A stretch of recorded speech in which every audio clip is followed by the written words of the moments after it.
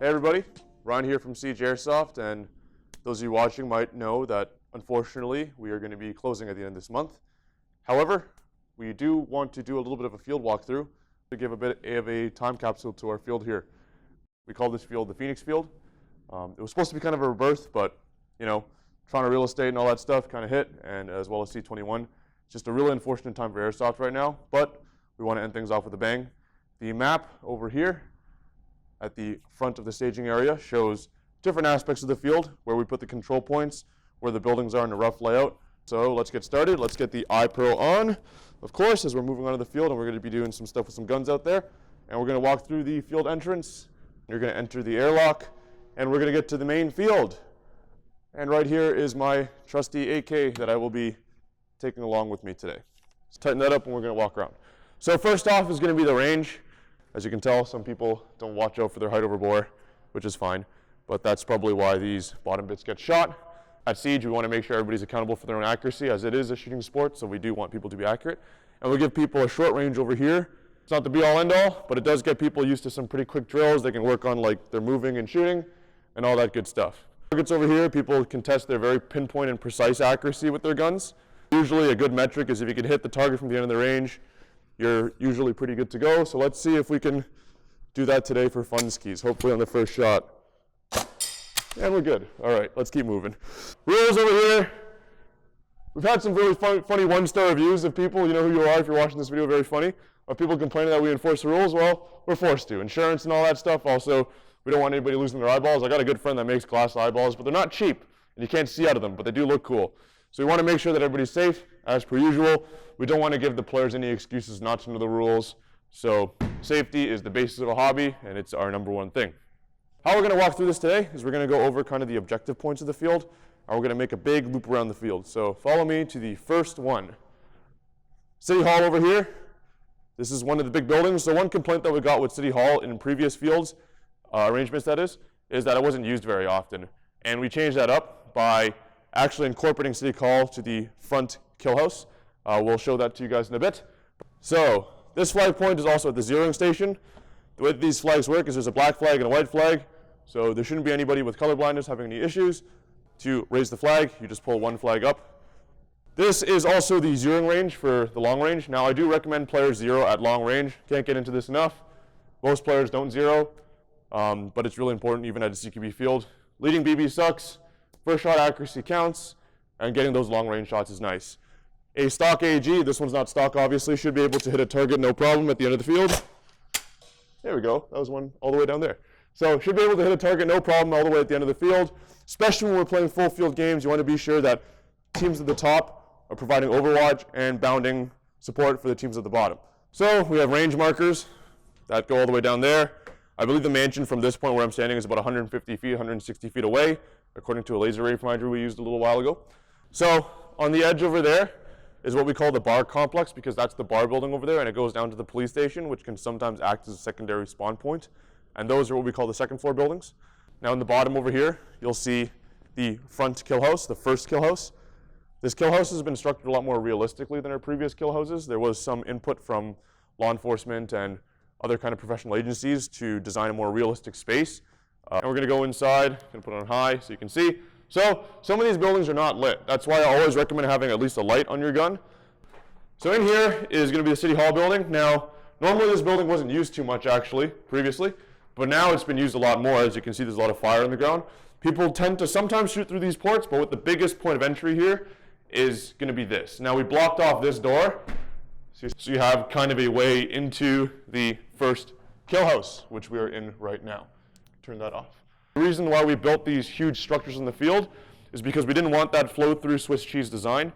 The field did have some inputs from some professional level designers, which was really appreciated in the video game industry. But the first kill house was designed in a way to maximize the field area. A lot of people say the field feels a lot tighter, but it feels bigger because now there's more cover, there's more places to move, and there's more places to fight from. It's not just like you can spawn camp from one end to the other, which is a problem that I do notice in certain fields. We do want to make sure our spaces are intentionally designed to kind of lead people into areas. Players tend to go for the first piece of cover they see. We don't want that because that obviously is kind of boring and sucks. So we want players to move up as much as they can, and there's a bit of psychology in designing the field so that it branches out the further you get in. So here's one of the branches, obviously. And down there you can see that's where we came from spawn. So here's one of the long hallways in the first kill house. Now these kill houses take a lot of teamwork to get through, and we designed it that way. It's hard in this field for solo players to succeed, not that they can't, but having these kind of more branching structures, having intersecting hallways allows people to work together as a team. The team that has the most information, that communicates the most, establishes good plans, tends to succeed on this field. You might notice that the doors are a lot smaller than previous kill houses that we had at Siege. They're designed roughly to a realistic size to accommodate for training purposes, and because fighting through a realistic door is more fun. So this is the first control room in the kill house. This room is kind of in the center of the kill house. It's very easily defended, but it also has 3 ways in, just like the other one, and there's lots of ways you can play this field. This table over here is often used for bombs and other props. Sometimes people have to get props from this or deliver a bomb to this or have a bomb planted here like in our Rush game mode. There's a computer monitor here. This is actually my old monitor. It got obviously shot to shreds. That's fine. So we have placed the van, as you can see, in the middle of the field. Now this vehicle offers a lot of pretty awesome play options.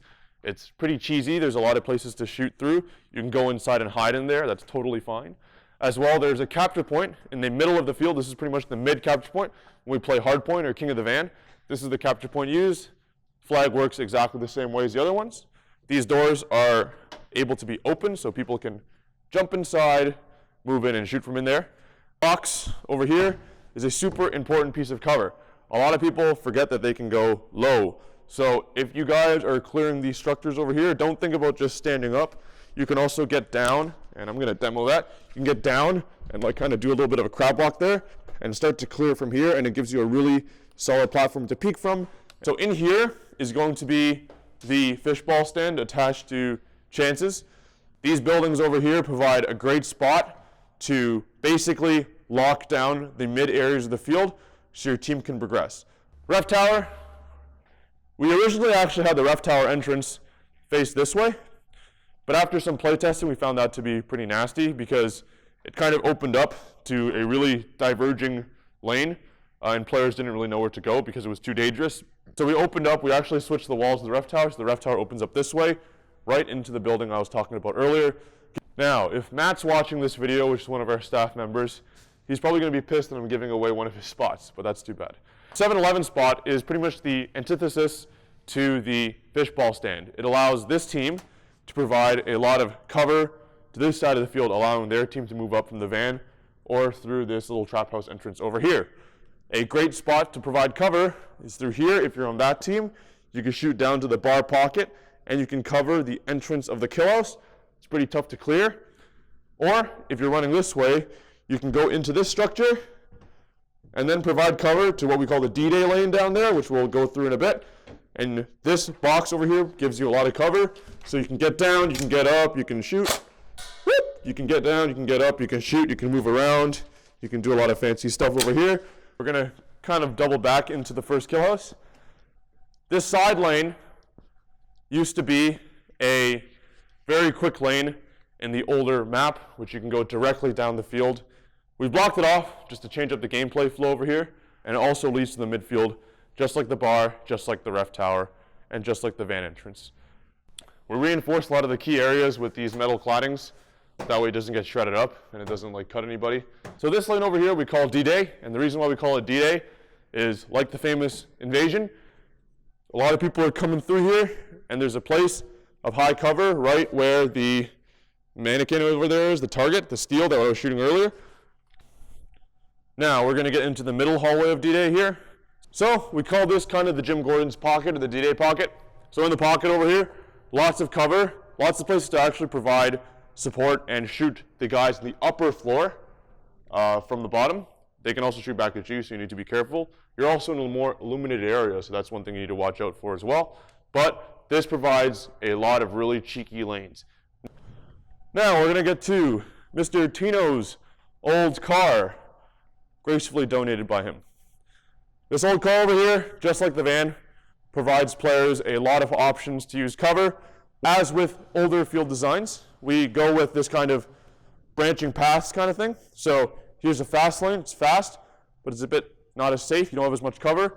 And here's a slow lane if you want to go through here. It's a bit slower, there is a lot less kind of open areas. Now we're going to go to the mansion. The mansion itself hasn't changed too much, but there are some key changes. So let's go inside. From this position, you can basically see everything. A great place to use is actually this wall. If you get down here, and I have my variety, so I'm going to switch hands, then you can use this area to cover those areas back there. A great spot if you want to keep your head from being overexposed. Now, but if you want to shoot from over the top, you generally want to probably stay in a high ready up here, and then when you want to peek up, you pick your positions and you shoot, and you can peek back down, and in that crouch position, you can go and move around. Here's the rear home flag for the Raccoon City team. This flag is often forgotten because people forget that it's here, but it's marked down there with a big control point sign. And the way that this flag works is a little bit different. It's still on a pulley, so let's say non-armband team, you just gotta take the flag and throw it out for the ref to see. Now, if you're capturing it for the other team, you pull this flag in and you throw the white flag out. Same thing. If both flags are out, it's neutral. If both flags are in like this, it's also neutral. Watch your head over here. This aircon unit, I believe, doesn't work anymore. People often use it for cover. That's totally fine. Lots of really small gaps to shoot through. It provides a bit of cover for the people shooting from the top. A very viable option. Here is the rearmost part of the field. Another interesting spot, especially if they're coming up from the mansion. This is a good spot to hide in, especially if you stay low, cover pretty much this whole lane, as long as you don't pop your head up. A little secret is that we cut these little holes, these little vent holes over here, and these are BB traps. They have a pipe that leads to a bucket, and we just sweep them in there, and that's how we clean the top floors of the field. So, why don't we use vacuums? Because BBs just destroy them after like vacuuming enough.